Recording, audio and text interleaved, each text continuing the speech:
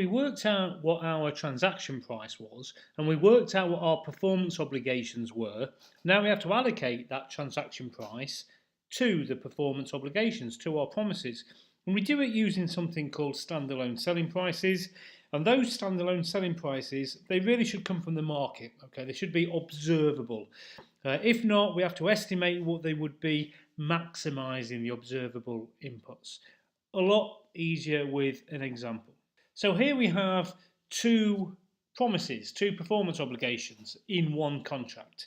Performance obligation 1 has a standalone selling price of 100 and performance obligation 2 has a standalone selling price of 200, and we're selling it in one contract for the bargain of 280.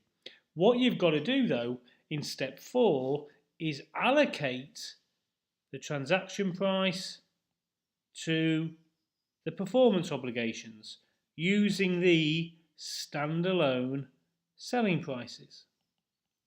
So therefore, what I'm going to do is I'm going to give performance obligation 1 100 out of 300 of the transaction price.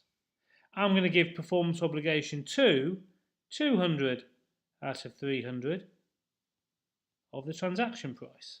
So obviously it would be 100 divided by 300 times by 280, 93 we'll call that. And this one, 200 divided by 300 times by 280, 187. I have now allocated the transaction price, 280, to the performance obligation 1 and performance obligation 2.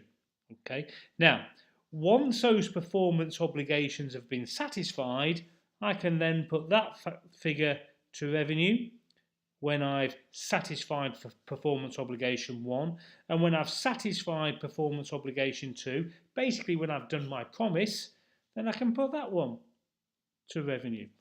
So that's what's going to be in step 5.